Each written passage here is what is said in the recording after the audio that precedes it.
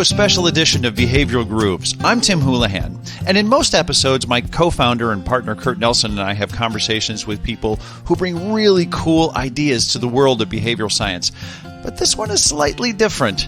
In this episode, I get to have a conversation with Kurt and his longtime business partner, Ben Granlund. In other words, I get to interview them.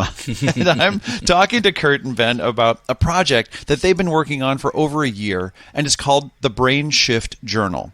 So this episode of Behavioral Grooves is going to be me asking the questions of Kurt and Ben, answering the questions. And even with that, I think it's going to be super fun and highly informative. So, Kurt and Ben, welcome to Behavioral Grooves. Thank you. Thanks, Tim. It's good to have you guys as guests on Behavioral Grooves. This is a little weird, though, Tim. I'm a little, I don't know, say concerned. I don't know. You might be asking these really hard questions to us. I don't know. It is weird, of course it is. But I think it's going to be fun. It's going to be fun. All right. Well, it's always fun when we get to talk about behavioral science. So there you go. Of course, which is what we're going to do. We're absolutely going to do that. But that leads me to my first question. So you talk about how Brain Shift uses behavioral science to help people build better habits and to achieve their goals. So how does that work? Let's tell the listeners a little bit about what Brain Shift is. All right. So Ben, I'll start on this. So the concept of Brain Shift is that we wanted to bring a behavioral science lens to journaling. And this idea of thinking about how a daily journal practice can be enhanced by bringing in behavioral science principles. So we focused in on habits and goals. We also brought in concepts around gratitude, reflection, progress principle, all sorts of this. And we took a lot of that, the research that we hear from, some of our listeners on the Behavioral Grooves, podcast. And we applied that inside to how we actually structured the prompts that people do every day, to the way we set up each week, to the way that we even talk about gratitude. All of those were really important aspects as we designed this book in order to make it so that actually when people participate and do their journaling exercises, one, it drives the behaviors that are going to achieve the goals that they set for themselves. So that's one. And two, that this is sustainable. I mean, one of the big things that we realized early on is that while there are a lot of books out there, a lot of journals that kind of give lip service to applying behavioral science and different things, is that they don't get into it in the weeds and into the depth that we do. In addition, they ask the same prompts week after week after week. And one of the things, Tim, that you and I have talked about is that people are what? They're novelty seeking, right? This idea Absolutely. Of having variation. And that was a big piece of what we looked at when we're doing this, is how do we keep this fresh? How do we keep this something that isn't the same old every week? And we're providing different behavioral science insights, and we're bringing in different prompts on different days. Now, some of it is consistent and some of it is different. So Ben, do you think this product, this journal, is it intended for people who are already journalers, who they've already got a routine set up, and this is sort of a way of enhancing that? Or would you say that this is intended for people who are not journalers, but who want to adopt these habits and be better? Yeah, I would say it's probably powerful for both, right? I think the unique part about this journal is that it's guided. There's guided journals out there, but not to this degree that we've seen in the past through the research that we've done. And I think that whether you're new to journaling or, you've been doing it for years, it's a fresh take on how to go about journaling and kind of putting you in the mindset of achieving your goals and actually coaching you through the different ideas and insights that went into developing it to help you apply those in your own life. So, it's a little more robust than most journals. So if people are looking for something that's just sit down and right away, it's probably not that. But if you are new to journaling and you're looking for something to get you through, how to really accomplish something, then it's absolutely there for you. And then if you've journaled in the past and you're looking for something more robust, it's definitely that next step in kind of taking it beyond the ordinary journal and all the other ones that you see out there. Well, you use the word robust, and let me just follow up on this. I've been able to see a pre-press copy of it, and it was not overwhelming. There was nothing about it that seemed like, oh my God, this is a lot of damn work. This actually, it felt actually really streamlined. But I think is that fair? But I think with that, Tim, is the robust part of this is in the research that went into the prompts that we're using. So the robustness comes not because it's overly difficult to do or there's so much in there. We actually were very cognizant about the fact we don't want this to feel like a burden. We want this to feel very easy to use. And actually, as part of that upfront kind of testing that you were a part of, we actually changed some of the directions up front and moved them into the back because people were saying, hey, there is too much of the, getting into this up front. Some of the science that we brought into it, we put the science in the back now instead of up in the front. And so we made some changes on that because while we feel that this is really robust, we also know that the actual getting into doing this every day needs to feel streamlined, needs to feel easy to do. See, to me, that sounds like a mullet, for behavioral science. It's like I love that analogy, the mullet and have the fun in the back. A mullet, oh my gosh! And I will say that might be our new tagline: the mullet of journaling. Here we go. There we go. One of the reasons it took so long to develop too is because of that, right? We wanted it to be robust and impactful, but easy for the user. So there's a lot of time and effort that goes into actually writing it and rewriting it and testing it and, saying, wait, we need to pause and reevaluate whether or not we're going in the right direction. And, so the intent is very useful, very, powerful for the user, but not for them to feel like it's a burden for them to use every day, 5-10 minutes a day, and you're good to go. Well, let's talk a little bit about the science. So it's clear that science is important to both of you guys. You work with behavioral science literally every day. Tell the listeners a little bit about some of the science that went into the creation and the use of the journal. Yeah, so this is volume 1, and we're going to be obviously creating volume 2 and 3 and 4, and hopefully a whole series around these. But the intent of volume 1 was really looking at habits and goals, and this idea of how can we tap into the power that goals bring into this and how habits help in achieving those goals. And so we were very specific in the behavioral concepts that we brought in. So each week we start the week out with a behavioral concept that talks about some of the behavioral science that is involved in this, and in particular around goals, right? We took a lot of stuff from Locke and Latham and goal theory. Gary Classic. Latham, who's been on the show, and taking some of those insights about what type of goals are going to drive us and what about those goals are going to be important. And so as part of that, we also took in pieces of goal gradient theories from Ron Kivitz and bringing in this idea of, all right, so we know that we have this, starting off, we have higher motivation, but then we get the dip in the middle as was talked about on the show as well. And then finally at the end, we get this higher piece. So how do we take these bigger goals and break them down into these weekly chunks that kind of give us a little bit of that motivation to keep going on a more consistent, shorter time frame, building up those milestones, doing various different things like that. And then finally, the last kind of piece on that goals that I think is really interesting is we took a concept from habits, which is this idea of keystone habits. Those habits that kind of impact other aspects of our life more than just that one piece that they're working on. So sleep is one of those, right? A keystone habit is getting 8 hours of sleep because that not only helps with, how cognitively function you're doing, but it helps in exercise routines. It helps in a number of other health factors, all of those types of things. And we applied the keystone concept to goals and identifying what are your keystone goals? What are those goals that you really need to accomplish over this quarter, these 13 weeks that we are, giving this to you, that are going to make a drastic impact, not maybe drastic, but an important impact on your life.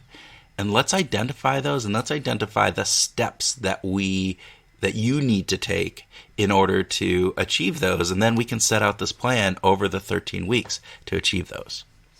I love how you took that concept about keystone habits and moved it into goals, because this idea of having this really high scale, important climb Mount Everest sort of goal is important for us to visualize and to get engaged in. But unless we cascade that down into smaller steps, oh man, and BrainShift does that. It helps people do that. Tell me more about some of the research that inspired you on the habit work that went into that goes into BrainShift. I mean, again, we looked at the research that's out there. Wendy Wood, again, who we talked to on this show, we brought that in. We brought in the habit loop, Duhigg, and some of the work that he's done.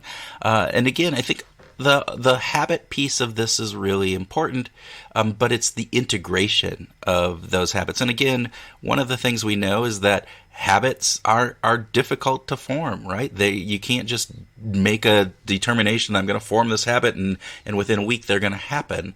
But the idea of tapping into that routine, the idea of taking habits to the level of, all right, it might not be habitual and automated process in my brain, a system 1 kind of response. It might need to have a system 2 component in it. And that's where we brought in some of the aspects of thinking about this. So as a daily journal exercise, what are the things I need to do today? What are those little aspects in order to achieve my goal that I need to accomplish?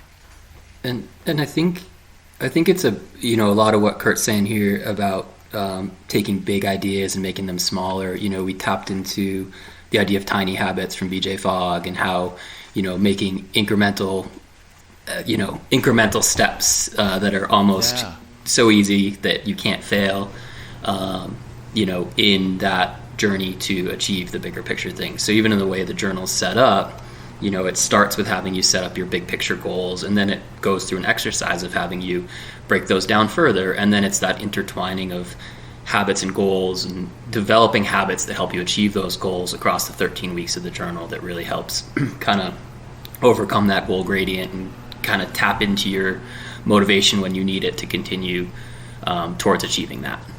Which I think is important. And even down to, the way we set up the journal, we're asking people to kind of establish those ideas, right? Journaling is best done as a tiny habit itself. Like, do it with your morning coffee, establish that routine. And, kind of taking the ideas that we're teaching in the book and having people apply and leveraging that for how you use the journal itself.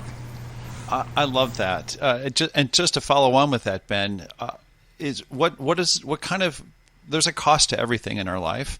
We're going to be picking up something new. There's only so many hours in a day. How much time commitment do you think is required for people who are going to be picking up BrainShift for the first time, for instance?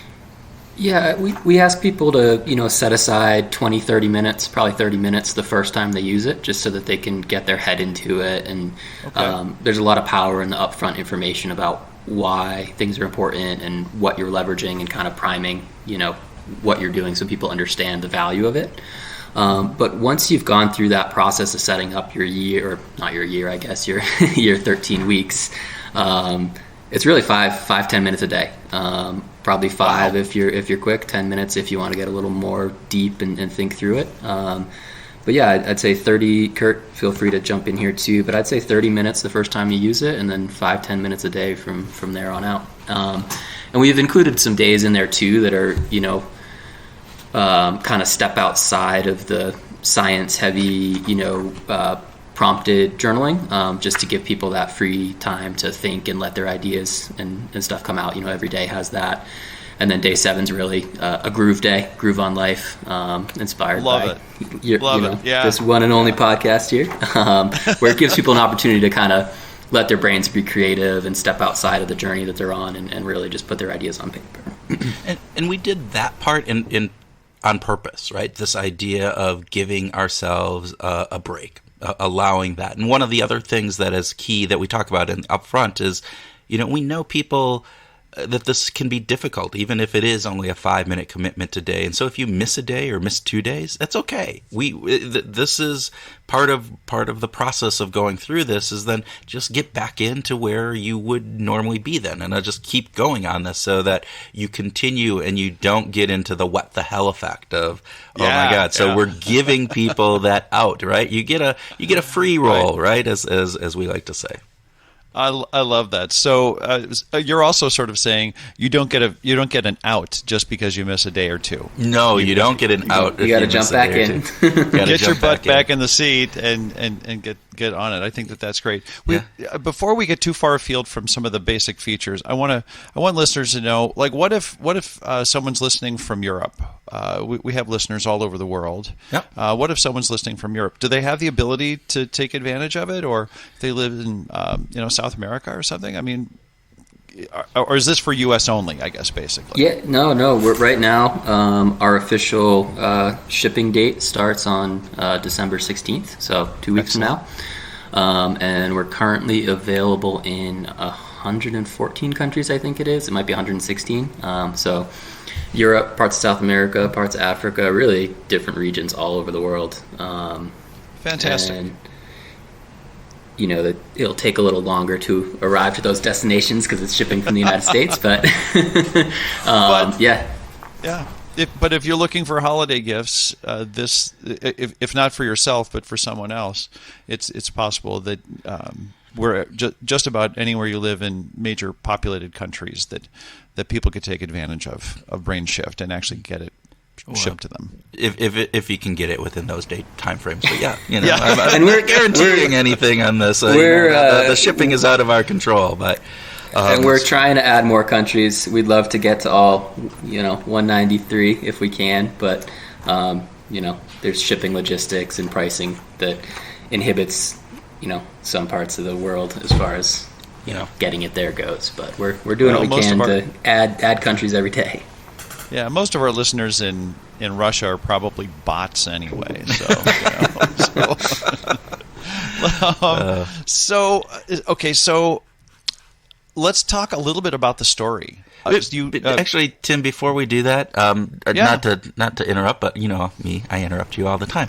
But there's a couple other things. So we talked a lot about the goals and the habits and the piece of this, but I do want to bring in a couple other pieces that we were really Good. Thinking about when we put this together. One was gratitude. We know a lot about gratitude journals, and there's been a lot of research. So Leah Dickens did a really cool meta-analysis on gratitude, bringing in how having that gratitude actually helps in your emotional well-being, and lots of other analysis or aspects of your life. And so we wanted to bring this in. But one of the things that we saw in our research up front when we were looking at many of the other gratitude journals and various other pieces on there, they tend to fall into a similar kind of, write out your top 2 or 3 gratitudes of today, and now what are you going to do with those, and different pieces along that line, and which is powerful. Those are good. Right. But we also know that there's research, that again, how do you keep this fresh? How do you keep this so it doesn't become redundant, and like by day 15 you're like saying the same gratitude things over and over and over again, because you just I'm so glad I have a dog, or I'm so glad that I get to work with Tim Houlihan on a weekly basis because he just makes life so much better. I would say that every week, every day almost. It's amazing. Yes, it's amazing. But we try to prompt people out of that. So one of the things that we did is we looked at research around this. One was this idea of it's tentatively. I don't think this has actually been researched in formalized. The George Bailey wonderful life effect. This idea of thinking about what you're grateful for, not from like just thinking about it, but from going, what if this wasn't in my life? What if all of a sudden, like, my wife was, I never met Erin, and what would my life be like? And to go through that thought exercise of doing that just takes gratitude to a whole different level. Again, what would my life be like without my dog? Now, I might actually think my life might be better, but that's easier. That's a whole different piece, right? So that aspect is there.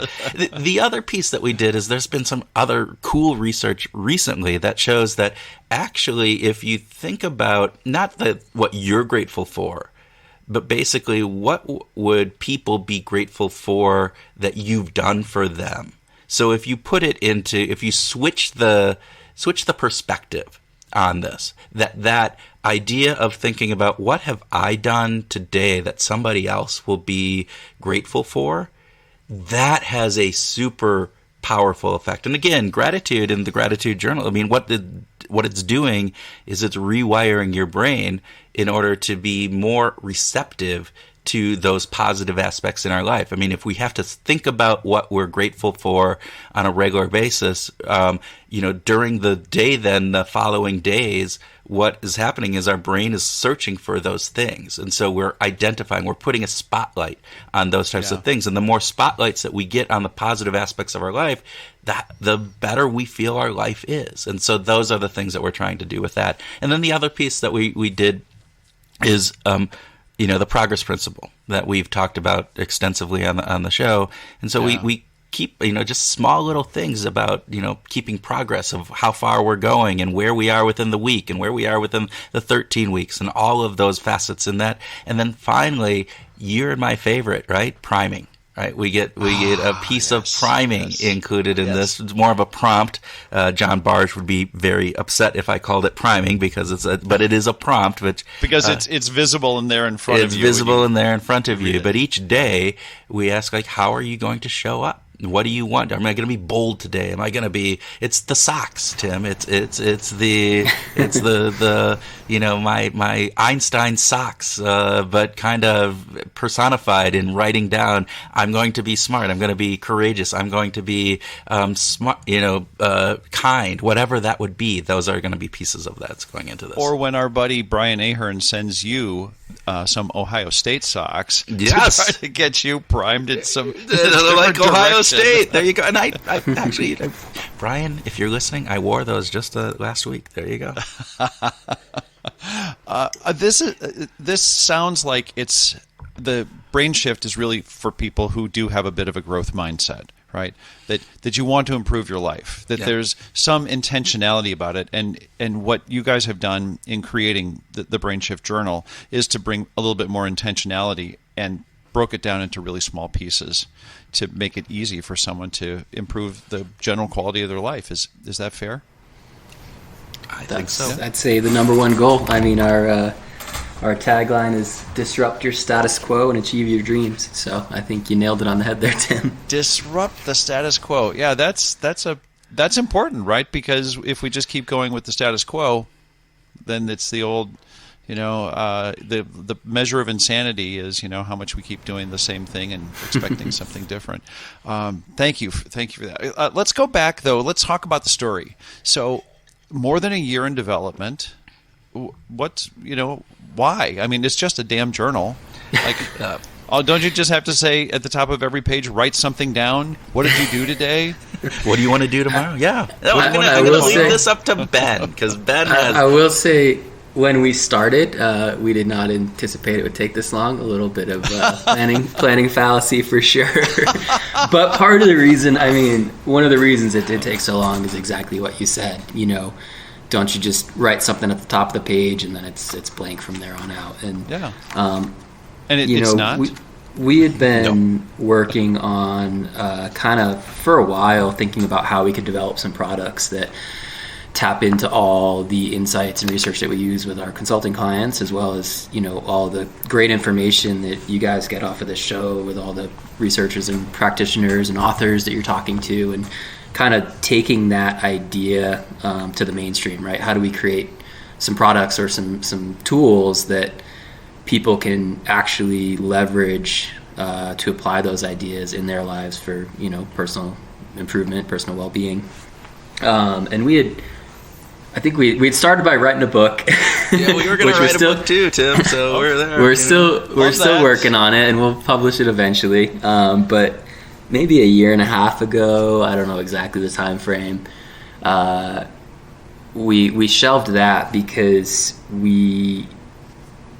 my wife now, I guess girlfriend, fiance at the time, I don't remember how far back this was, had... I think it was girlfriend still. I think that's how long we've been working on this. I think so, yeah. she had ordered this journal offline, and I won't say the name of the product or anything. It's really beautifully designed, over 1 million sales, 5 stars on Amazon, all over the place. And she started using it, and it was really nice. It had some really good upfront information about some of the ideas behind gratitude and how it reframes your thinking and makes you receptive to positivity and stuff like that, around some other ideas as well. And then when she got into the journaling, she loved it for a couple weeks. And then it kind of just ended up in a corner, it didn't get used. Yeah. And we sat down and talked about it, and she was saying that as good as it was and as great as the reviews were, it just didn't keep her engaged over the long term. And it was because once you got past the upfront information, it was the same thing every day, right? It was a question of, what are you grateful for today? And, that doesn't get you thinking deeper, right? Like that one question, like Kurt already talked about, you answer it for 10 days straight, and the next thing you know, you're like, eggs this morning, we're good. Or my family every day, right? And eggs are good. Eggs are really That's good. True. I had yogurt this morning, so no eggs for me. But so that kind of started this conversation between, I think, Kurt, you actually ordered a copy of this, and I did. Looked at it, and it started this conversation of like, well, we have all these insights and we have all this information. Maybe this is our opportunity to create something that's a little more robust, as we talked about, and a little more powerful, and actually provides actionable tools that people can use. At the same time, we had started this Instagram account where we were creating cartoons and putting them out there that sort of visualized behaviors, biases, heuristics, all these insights, right? Make them super easy to understand, so people could kind of just get that quick learning take on it. So we kind of fused those two ideas and figured out that we could create this journal that teaches people things, fuses sort of our design sense and our design background with the behavioral background and behavioral research, and take those two things and put them into this one tool that teaches people things and then gives them the tools to actually act upon that and walk away with something powerful that leverages it, that actually gives them the opportunity to adhere to their goals or improve their habits and things like that. Yeah. So that's kind of the big picture story behind it. Kurt, I'm sure you have a little bit more as well. No, I think that kind of summarizes it really nicely. It was that initial concept of, hey, this was really cool, but it doesn't really work for me. And then we went out there, and as part of that, like Ben said, I ordered that journal that Lauren, his wife, got. And then I also went out and researched others. I went out and we were doing Google searches. We were going on Amazon. We were looking at all the other journals that were out there. And I will say I was underwhelmed with the rigor of the science behind some of these. There are a couple out there that I think are pretty good, but the vast majority of them, they give lip service to this. They bring in these general concepts. The gratitude piece. Okay, gratitude is important, but they're not digging into how do you tap into that gratitude in a more effective, way that is going to actually drive that change, that positivity in your life easier, more effectively, better than just answering that question. So that's what we kind of took that and we said we can do better, and that's kind of what we did, and we. As Ben said, the planning fallacy is always fun. We were supposed to have this done in beginning of last year almost, but yes. we quickly realized that doing better takes a lot more time, and that there's a reason why every other journal has the same thing on one page is repeated for 100 pages. It's difficult to come up with prompts every day for that are they're not all unique. I want to make sure that people get that they're not going every single day is not unique. We have some consistency, and there's some value in that as well, which is one of the things we wanted to keep. But there's novelty as well. But there's novelty as well. Yeah. Well, as I've always said, striving for mediocrity is much more effective than striving for greatness. So, well, that's what we do on this show. But we wanted to see what it would be like if we were just to do the opposite of that, Tim. So, well, speaking of the show, when Kurt, we've got more than 300 episodes of talking to really bright people who have had great ideas that they've expressed in words. But you've created a journal. You and Ben weren't just thinking about, and Ben, you kind of teed this up with this idea of talking about some of the cartoons, right? To these visual images. Format plays a big role in how we sit down and interact with a book like this, because it is an interactive thing. So can you guys spend just a minute telling me a little bit about how format matters in the creation of the book? Ben, you want to get started? Yeah, I think, one of the big things for us was making it functional. And it's funny because, the designer in me sees like a perfect bound journal and it looks so nice and pretty and everything. And I'm like, oh, that's what I want. But then when you sit down to use it, it doesn't open on you, and you try to write on the left page and your hand gets, caught up as it's trying to fold and things like that. So, yeah.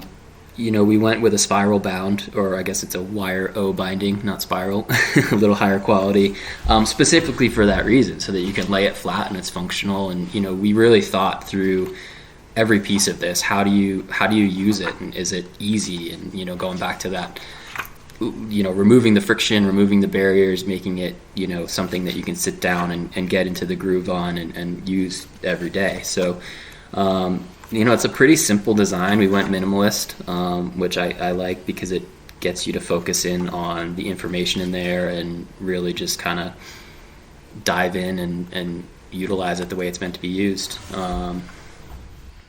And again, I think that on top of that, we built in some of these things like those progress checks, the graphical representation of these behavioral science concepts, and bringing that piece into every week to, again, add that novelty and but constant learning. Again, applying some of the 4 Drive model, we know is that this idea of, learning and progression is really important. So all of those factors are coming into the design. It's smaller, it's not a typical size. Not necessarily can fit in your back pocket, but it is easy to carry around. So if you are... We tried. The first version fit in your back pocket, and it was not functional. So we quickly scrapped that idea, unless you had the tiniest hand in the world. Yeah. But even down to little things like, every day there's a little checkbox in the top right. We know that a sense of completion motivates you, right? So just... bringing in things like that may seem trivial at first glance, but every little detail of it we've tried to bring back to the science and to the principles that went into it. The weeks are tracked graphically on the right, so you know exactly where you are. The days are easily named. We have sort of a cadence to the week. It's set up your week, start strong, build momentum, assess your progress, finish strong, reflect and plan. And then we have day 7, which is the Groove on Life day. That's the day where you kind of let go and let, whatever else was on your mind out. So there's just simple graphic lines to fill in. And we actually intentionally kept a lot of the lines shorter. We went back and forth on this. Do we give people 2 paragraphs, or do we give them 2 sentences? And when it comes down to setting your annual goals, we actually restricted the amount of lines to just a few, because you shouldn't be writing, a paragraph or a narrative story for what you want to achieve that year, right? That was part of what went into that is, all right, think about your goals at a high level, big picture goals, and then start breaking them down. So even down into the amount of lines and how things are laid out on the pages tapped back into that scientific aspect of the journey and coaching you through how to go from big picture to little picture and then follow through on that into the end.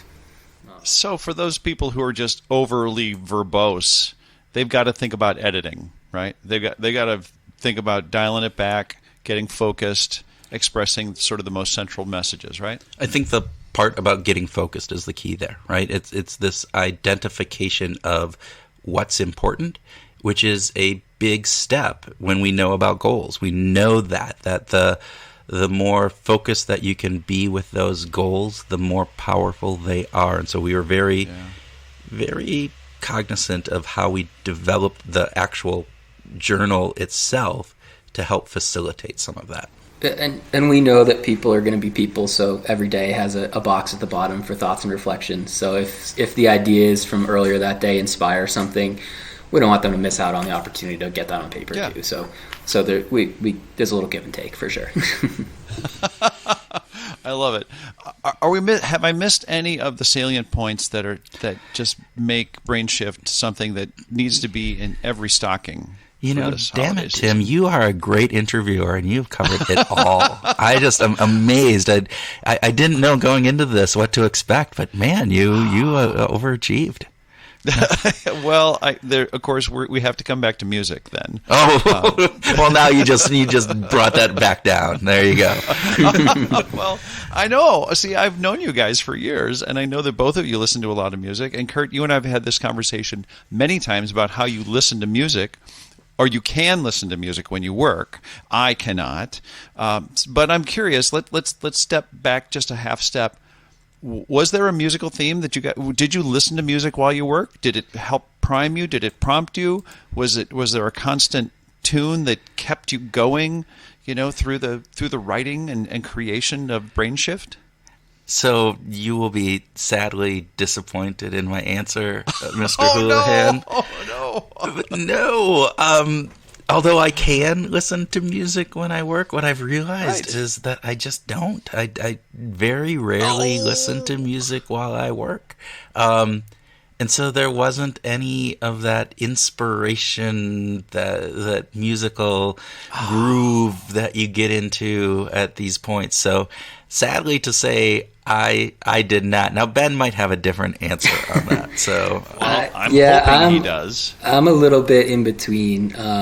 So when I'm doing design and visual stuff, drawing, creating, I need the music to kind of get me into a focus point. It helps me focus. It helps me kind of let my brain run free and let things happen and kind of make the ideas get from my brain to paper, I guess, without the internal mind saying, "Oh, that's a bad idea," right?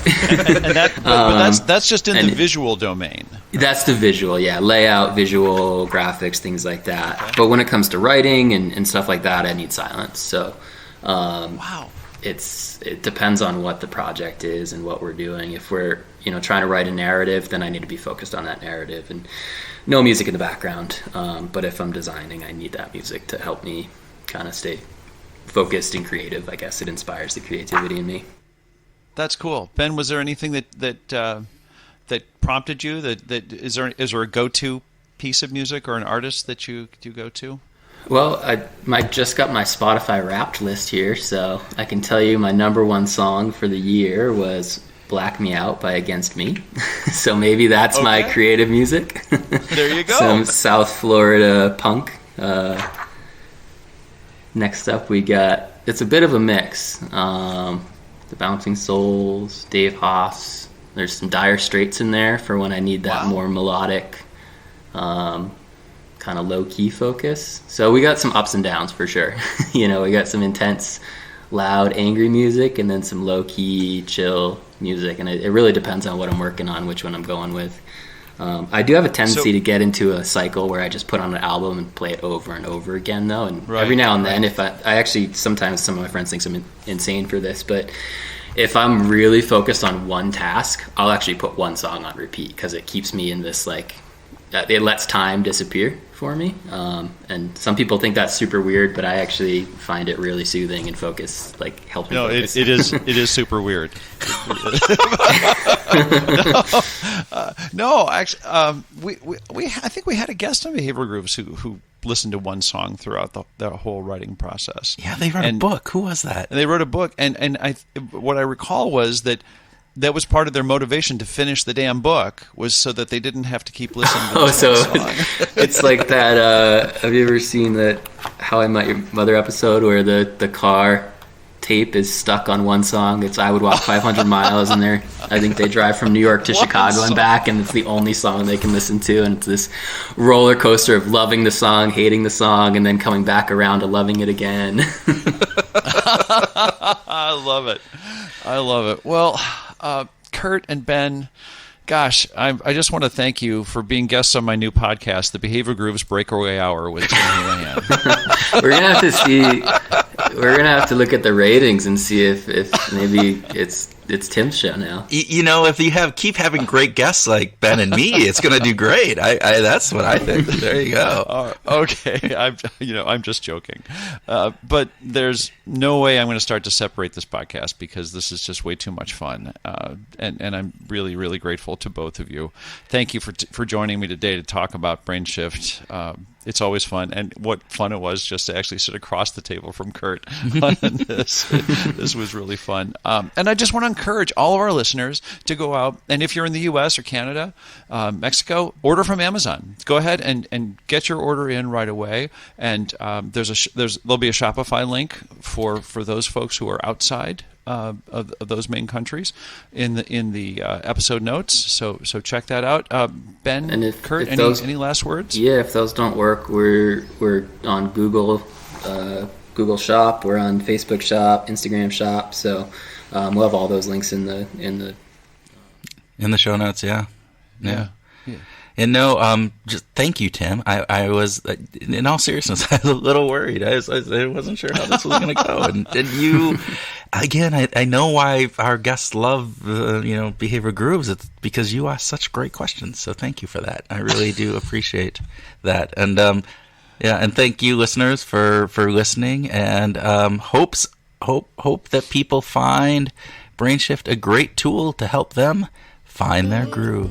How do you like that, Tim? Did I see? I worked that groove into the end there, like that. Yeah. I Perfect. think that was actually and New marvelous. Year's is coming up, which if you're talking about setting goals, that's the time to get after it. That's for sure. It is. Fresh start, all that stuff. Yeah. Get your groove in the new year.